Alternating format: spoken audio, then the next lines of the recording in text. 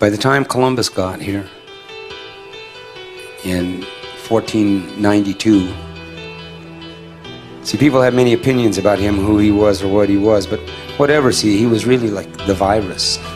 Because the disease came through the wind and the water, so it was airborne in a way and water carried, so it just took the shape of a man rather than something you can't see. But it arrived. About 1100 AD or 1000 AD, the church made the decision that it was God's government. It was the authority of God on earth, so it was God's government. And at that time, the descendants of the tribes of Europe no longer remembered that they come from tribes. This wasn't really a part of their conscious reality, because by 1000 AD, see, they had been owned by, they'd been owned for many, many, many generations by whoever claimed ownership of the land and started owning the land. And then they became fiefs, and they became serfs, and they became peasants. So they really had no reality about being a part of the tribe anymore, because they were just the property that was owned like whoever the landlord was, or the royalty at any given time that owned that land or claimed that land. They belonged to that land like all of the other natural resources of the land. So the church, by 1000 AD or 1100 AD, it decided that it was now going to mine this resource. I mean, save the souls of the heathen, see. So the church created the Inquisition, and basically the Inquisition was, number one, it was to change the perceptual reality of the descendants of the tribes of Europe. And so I know that by the time Columbus got here, and I got a pretty good idea way before that, but by the time Columbus got here, the idea of a human being and people in that kind of a way was no longer a part of their perceptual reality. You know? And the spirit was being eaten by disease, and it affected the perceptual reality of the human. See, so when Columbus and them got here, and we told them who we were, they didn't know. Well, we're the people, we're the human beings. But they didn't know, because it wasn't a part of their perceptual reality. The concept was no longer a part of their perceptual reality. See, this is what happened to the tribes of Europe and the descendants of the tribes of Europe. So they had no clarity about reality. So by the time Columbus got here, see, they didn't know what it meant to be a human being anymore. It was just not a part of their spiritual, perceptual relationship to reality. They were possessed, they were owned, they were property. You know, and one of the other things about this that kind of evolved out of that, I think it evolved out of that, was anyway, when the church was doing all of this to get the descendants of the tribes of Europe, all right, they finally figured out, well, hold it, if I want to stay alive and be a descendant of anything, I'm going to have to accept these people. So they embraced the church, because they had to embrace what they feared. So they had to love what they feared in order to survive. And what they had to love, the thing that they had to love that they feared, was possessing them.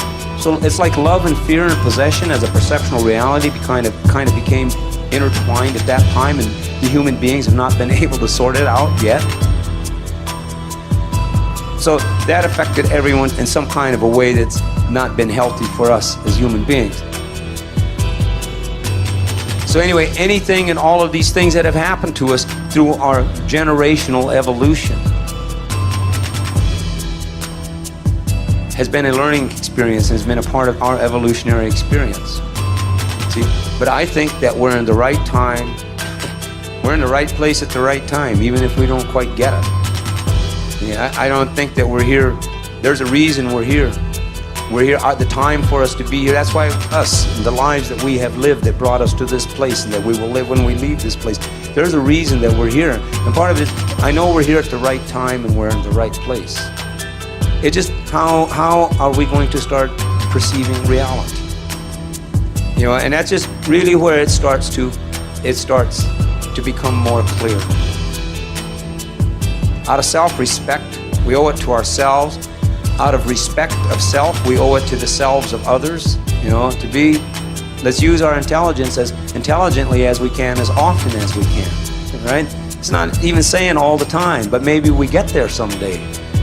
To understand, you know, there are moments in our lives, there are times in our lives when coherency would probably be the best thing to do, you know, before one deals with what's there in front of them. Because a part of this confusion that I call, this pollution that's left over in our perceptual reality, see, has got to do is they don't want us to think. Okay, this is the deal. Whoever this miner is, the way this thing works, they don't want us to think. I mean, I didn't really understand it. I knew this, but I didn't understand it. I knew this a long time ago, right? And it made me think, well, I understand what they fear now. I mean, I know what they fear. I know their paranoia. Because sometimes I can be coherent. See, and they don't like that, right? They don't like it when I'm coherent in front of people, because then we're coherent together. See, whether we agree with one another or not isn't the point. They just don't want us to be coherent individually or together, right? And so that's really what I figured out. This is why they have to have people spying on people, and they got to do all this, because they don't want us thinking. They don't want us thinking. I mean, in the hypothetical, some kind of dream. Well, I don't even know if this is a dream. But if every human being woke up tomorrow morning and said, all right, I will not enable what I know to be the lie all day today, it would change. It could not function. If every human being got up tomorrow and said, I will not enable it, I will not participate in the lie today, it would change. But anyway, about us being in the right place and in the right time, because in our place in the evolution, it's how we use our intelligence that says, because no one can control what's going to happen. Even those in authority, they can't control it. They've got us intimidated and they've distorted our perceptual realities, all right, so that we don't see as clearly as we should. But no one can really control it. But what we can do and what we will do, all right, is we will influence the evolution. We will influence, if we use our intelligence as clearly and coherently as we can, as often as we can, then the evolutionary future will be more clear and coherent for us. If we use it pretending to think, but we're not really thinking, because, then that means the future, the evolutionary future, will be unclear and unthinking. See, this is the participation. Because this is the power relationship we have to reality, just like an earthquake has. An earthquake or a tornado. Remember now, we are shapes of the earth. And we have consciousness and we have being, we have essence. So it's like we're drops of rain, and enough drops of rain get together, and you can make a real storm. And the authoritarian system has to adjust to the storm. They can't fine it or indict it. They can't, When it snows, so remember your relationship to power, because you're a snowflake. Right? And once we understand our relationship to power, then this other thing that is the wind, this other thing, right, it appears. Whether it works individually or collectively. But we have to understand to use our intelligence. Then how good are we at creating with our intelligence? Then let's look at our own personal dark sides and the things that give us our fears and our doubts. This is how good we can use our creative ability. This is how effectively we could use it.